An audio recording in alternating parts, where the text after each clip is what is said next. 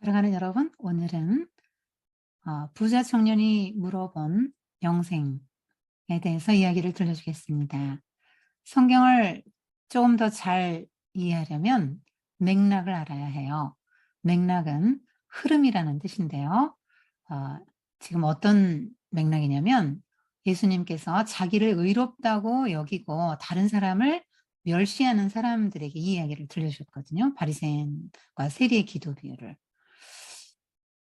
그러니까 이 젊은 부자 청년도 듣고 있는 거예요, 그 설교를.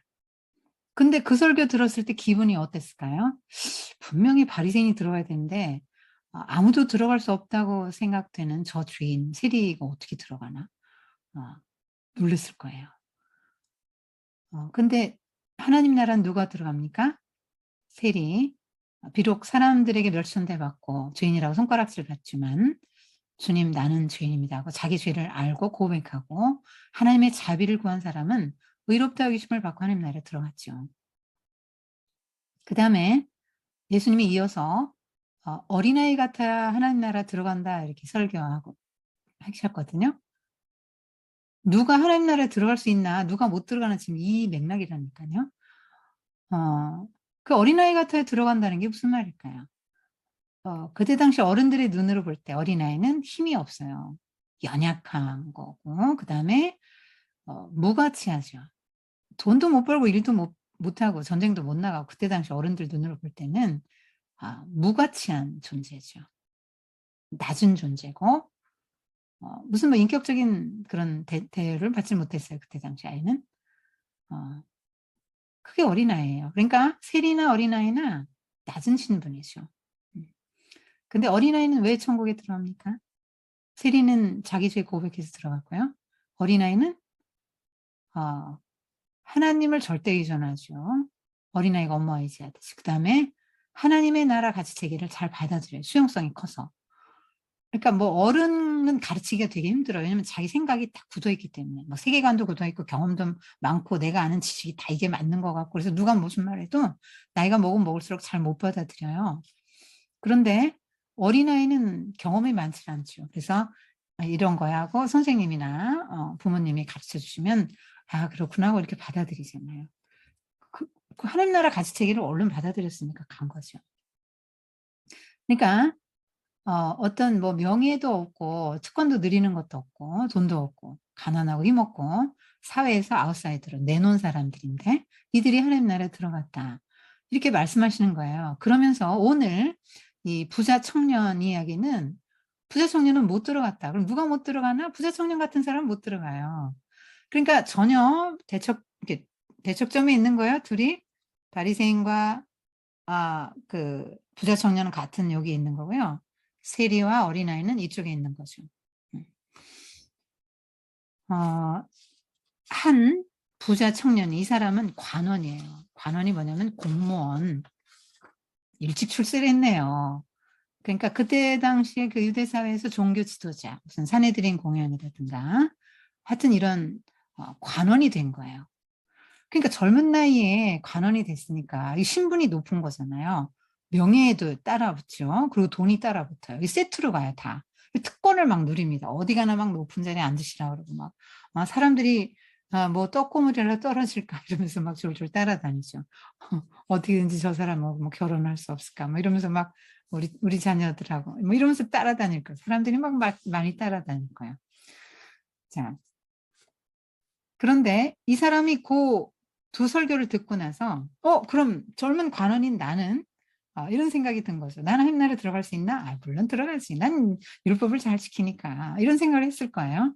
그러면서 자기는 이 '다 어렸을 때 지켰다.' 뭐 이런 생각을 하는 사람인데 예수님에게 나와서 자기를 또 과시할 생각도 있으면서도 하나님 나라에 들어가려면 "무슨 일을 해야 아 내가 영생을 얻을 수 있겠냐." 이렇게 묻습니다, 이 청년이.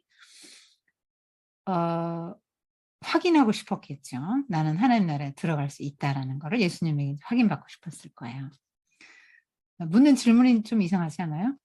어 "선한 선생님 내가 무슨 일을 하여야 영생을 얻겠습니까?" 이렇게 묻잖아요. 이 사람들 생각은 뭐냐면 율법을 다 잘 지켜서 내가 뭔가 행하면 그걸로 인해서 하나님 나라에 들어갈 수 있다고 생각했단 말이에요. 그러니까 내가 무슨 일을 해야만 들어갈 수 있냐고 묻죠. 세리가 뭐 무슨 일해서 들어갔어요? 어린아이가 무슨 일해서 들어갑니까? 일해서 들어간 나라 아니에요? 자기가 일해서 들어간 나라 아닙니다. 하나님의 은혜로 들어가는 나라죠. 나는 죄인입니다. 하고 고백하고 하나님을 나의 주인으로 모시는 거죠. 주님을 나의 주인으로 모시면서 주님이 주시는 그 예수님이 가르치는 하나님 나라의 가치 체계를 받아들이는 사람이 구원받습니다. 예수님께서는 그러면 계명을 지켜라 이렇게 말씀하십니다. 어떤 계명이요? 살인하지 말라, 간음하지 말라, 도적질하지 말라, 거짓 증거하지 말라, 뭐 네 부모를 공경하라, 이웃사랑하라 그런 거 있지 않아. 그런 거 지키면 되지. 아유 그런 거 다 지켰어요. 아직도 뭐 부족한 게 있나요? 나 도덕 점수 100점인데요. 이렇게 말하는 거죠. 뭐 부족한 거 있어요? 100점짜리인데 나 이렇게 말하는 거예요. 근데 예수님께서는 이 사람이 가장 약점이 뭔지를 아셨어요. 그리고 "그래? 너 완전하고 싶니? 그러면 네가 가진 걸 다 팔아서 가난한 사람들에게 주고 그다음에 나를 따라라. 그러면 하늘의 보화가 내게 있을 거야." 이렇게 말씀을 하시니까 이 부자 청년이 슬퍼하면서 슬픈 기색을 띠고 근심하며 돌아갔습니다. 어 그때 예수님께서는 제자들을 부르셔서 이 장면을 제자 훈련용으로 쓰셨는데요. "얘들아, 부자가 하나님 나라 들어가기는 어떻게 어려운지 낙타가 바늘구멍으로 들어가기보다 더 어렵다." 이렇게 말씀하십니다. 여러분 단복 낙타도 있고 쌍복 낙타도 있는데 낙타 엄청 크죠. 바늘 끼는 막 요만하고 눈에 뵈지도 않잖아요. 근데 글로 그렇게 큰 낙타가 쌍복 낙타 거기 두 개 들어갈 수 있어요? 못 들어가죠. 불가능하다 이 말이에요. 아니 그럼 부자는 다 구원 못 받나요? 그렇지 않아요. 아브라함, 뭐 이삭, 야곱, 요셉 다 부자였잖아요. 다윗, 솔로몬 얼마나 부자입니까? 못 들어갔습니까? 음, 그런 이야기가 아니에요. 가난해져야 된다는 이야기도 아니고요.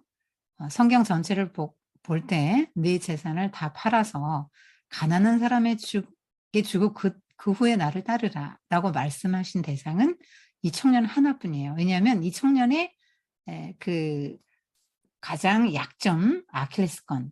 근데 이거 도저히 난 이거 놓을 수 없어요.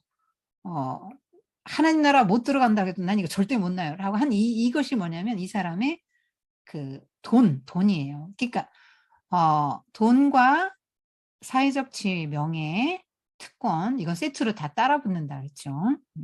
이거 절대 포기 못 하는 거예요. 그러니까 하나님의 나라 백성은 그렇게 남들에게 대접받는 게 아니잖아요. 남들을 섬기는 자리로 가야 되는 거 아니에요. 근데 그런 자세를 가지고는 하나님 나라 못 들어가요. 하나님 나라 백성을 그렇게 섬기면서 살 수가 없습니다.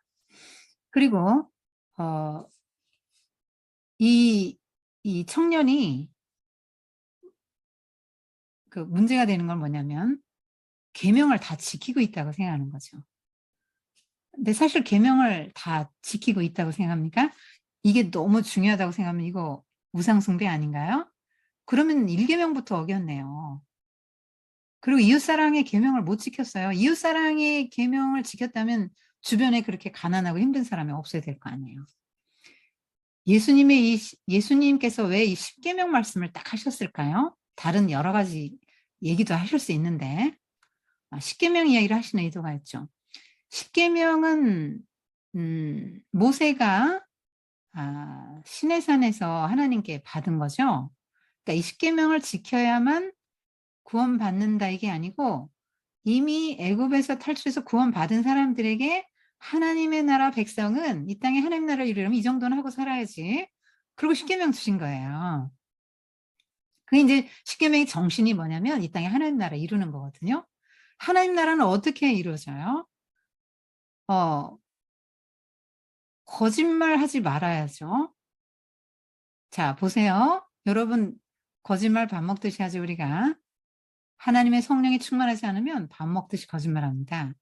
그런데 우리도 거짓말을 그렇게 많이 하고 싶어요. 하고 싶은 욕구가 있죠. 나를 보호하기 위해서 거짓말을 많이 합니다. 내 유익을 위해서 거짓말 많이 하죠. 그런데 입장 바꿔서 한번 생각해 볼까요? 누가 여러분에게 속였어요. 그래서 여러분이 배신당했고요. 사람을 잃었고요. 엄청난 돈을 잃었어요. 그럼 여러분 기분 어떨까요? 자, 누가 밉죠? 그러면 죽이고 싶은 생각 들어요. 본성상. 어, 그런데 한번 입장 바꿔나 봐요. 우리 사랑하는 가족이 이렇게 살고 있는데 누군가 와서 우리 가족 중 한 명을 죽였어요. 여러분 마음이 어떻겠어요? 나에게는 없는데 저 사람에게는 있어서 너무 좋아서 갖고 싶은 생각 가질 수 있거든요. 그래서 몰래 훔쳤어요. 훔칠 마음이 있죠. 근데 여러분 한번 뒤집어서 생각해 봐요. 내가 너무너무 애지중지하고 이건 내 생명처럼 아끼는 게 있는데 누가 내 걸 훔쳐가 봐요. 여러분 기분 어떻겠어요? 서로 사람들이 그렇게 하고 살면 하나님의 나라가 이루어지겠어요? 그러니까 하나님께서 십계명 주신 거죠. 하나님 나라 이루어지려면 이런 거 해야 돼. 그런데 이 청년은 그렇게 하고 살지도 못하면서 하고 산다고 생각했죠. 그래서 예수님께서는 이 사람의 약점이 뭐냐면 그거니까 돈, 어, 권세, 명예, 특권 이런 거잖아요. 그래서 너 그거 포기해. 네가 하나님 나라 정말 들어오고 싶어? 너가 하나님 나라 백성이 정말 되고 싶어?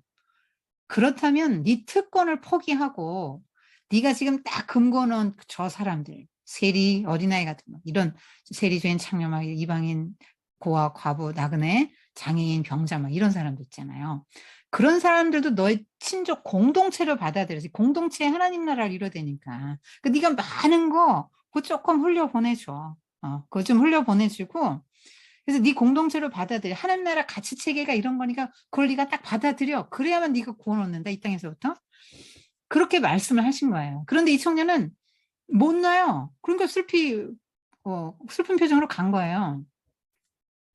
여러분 그 원숭이 잡는 거 알죠? 들었죠? 주둥이가 좁은 미우리병 같은 데다가 이제 맛있는 과일 넣어놔요. 원숭이가 좋아하는 과일들.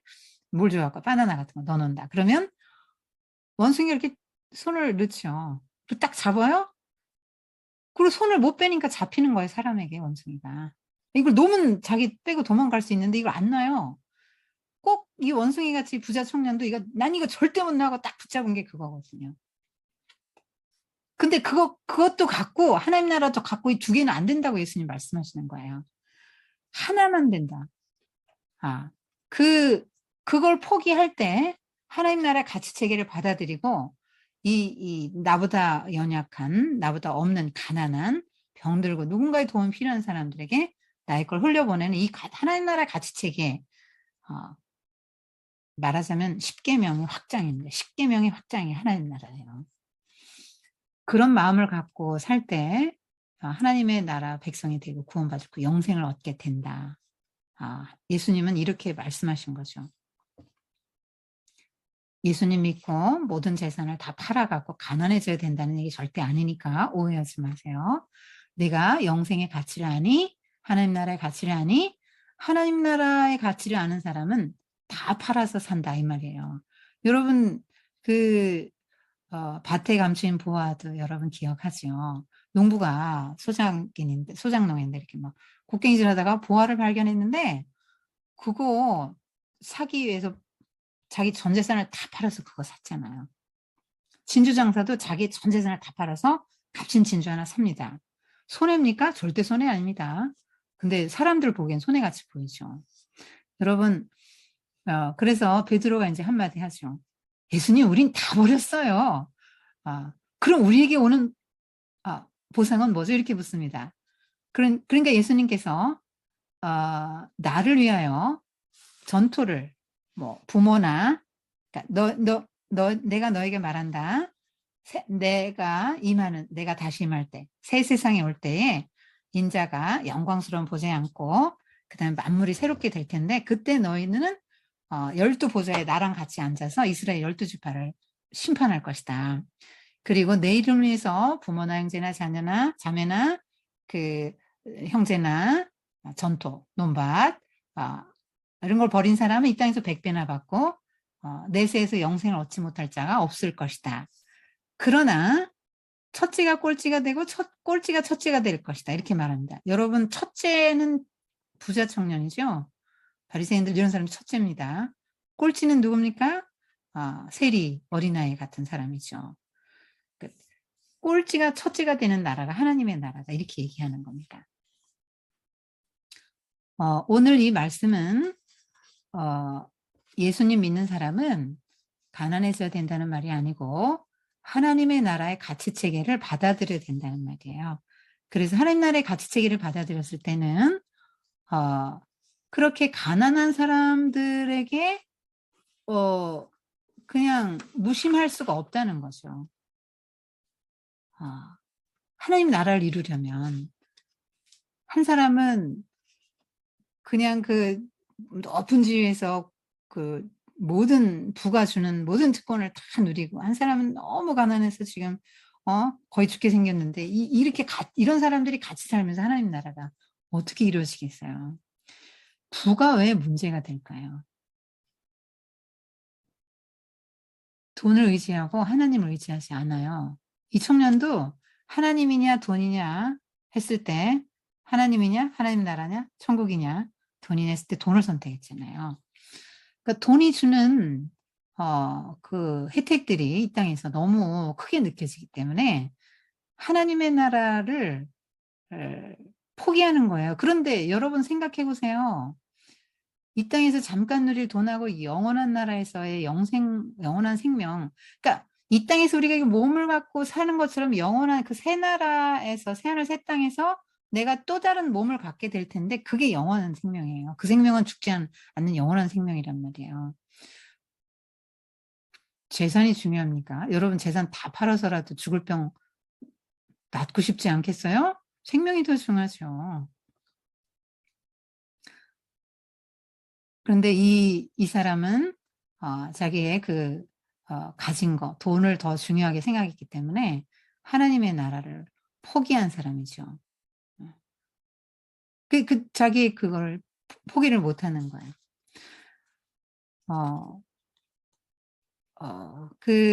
다 판 제자들. 그러면 손해 봤습니까? 제자들이? 다 팔면 손해 봅니까? 그러면 또 부모나 자식이나 전토나 뭐 이런 걸 다 버려야 됩니까? 그렇지 않습니다. 그게 무슨 말씀이냐면 돈이냐 하나님이 할 때 하나님이 1번이라고 이거 선택할 수 있는 사람이어야 된다는 거야. 하나님 나라의 가치가 아니야. 네 모든 것을 다 버리고도 하나님 나라에 들어가고 영생을 얻을 그 뜻이 있느냐 이걸 묻는 의지가 있느냐고 묻는 거예요. 하나님 나라의 가치가 모든 것을 다 주고라도 다 팔아서라도 살 만한 가치가 있다는 걸 내가 알고 있느냐 이 말입니다. 그래서 하나님의 나라에 들어가는 사람, 뭐 예를 들면 뭐 부모나 부모를 버렸다. 어떻게 부모님을 버립니까? 성경처럼 효도를 강조하는 종교가 어디 있습니까? 기독교가 굉장히 강조하죠. 부모를 버리라는 이야기 아닙니다. 자, 부모냐 하나님의 나라냐 할 때 하나님의 나라가 1번이라고 말하는 거예요. 우선순위의 문제를 말씀하고 있는 겁니다. 그렇게 해서 하나님 나라를 위해서 하나님 나라를 1번으로 알고 나의 것들을 다 이거 다 없어도 돼요. 이건 상대적인 거 있어도 되고 없어도 되고 하나님만 절대적으로 나한테 필요합니다 하고 그 길을 따라갔을 때 이 땅에서 100배를 주신다는 거예요. 예수님이 약속하신 겁니다. 그리고 내세에서 영생을 얻지 못할 자가 없다. 자, 하나님 나라를 이 땅에서부터 소유하면 어떤 혜택이 있을까요? 손해 아닙니다. 절대로. 다 팔았습니다. 배도 놓고 왔어요. 베드로 이렇게 말하는데 절대 손해 아닙니다. 무엇을 얻습니까? 이 땅에서부터 죄사함을 얻죠. 하나님 나라는 의와 평강과 희락이라고 했습니다. 의를 얻습니다. 옳다. 너는 의인이다. 평강을 얻습니다. 돈 주고도 못 삽니다. 희락, 기쁨을 얻어요. 그리고 영원한 생명을 얻잖아요. 그게 손해입니까? 베드로만 해도 배 팔고 예수님 따라다니 손해봤습니까? 그 아름다운 영원한 이름을 얻게 됐고 영생을 얻게 됐죠. 수제자 베드로. 자, 그래서 바꾸면 다 잃어버리는 거 아니에요. 그렇게 포기했을 때 다 잃어버리는 게 아니고 100배나 받는다 이렇게 말씀하십니다. 영생을 얻는다. 그러면 자 오늘 영생을 어떤 사람이 못 얻게 된지를 이제 얘기해 준 거죠. 우선순위에서 세상의 것을 선택한 사람은 하나님 나라에 못 들어가는 거예요. 예수님을 선택해야 들어가는 거죠. 하나님의 나라의 가치 체계를 받아들여서 모든 사람이 다 하나님 나라의 동등한 백성이고, 그러니까 뭐 세리라고 할지라도, 어린아이라 할지라도, 죄인이라 할지라도, 모든 사람이 손가락질하는 사람이랄지라도, 가난한 사람이랄지라도 저 사람은 하나님의 천벌을 받고 저주를 받아서 가난한 거야. 나는 이렇게 하나님의 축복을 받아서 부자가 됐는데 내 걸 어떻게 저런 죄인들에게 내가 어떻게 이걸 줘? 이거 딱 금고어 놓고 이렇게 살지 말고 다 한 하나님의 친족 공동체를 받아들여서 네가 하나님이 주신 그 풍성한 거, 그 선물들 같이 나누면서 함께 하나님 나라 공동체를 이루어 나가야 한다. 오늘 예수님이 이 말씀하신 거예요. 여러분, 여러분이 하나님보다 난 이게 더 중요하다고 생각되는 거 혹시 뭐 있어요? 한번 잘 생각해 봐요. 예수님이 난 너무너무 중요하고 예수님을 선택하기 위해서라면 이런 거 다 포기할 수 있어요. 라고 이렇게 아, 그렇게 생각할 수 없는 혹시 있나요? 이건 절대 나는 포기 못해요. 그렇게 생각하는 거 있나요?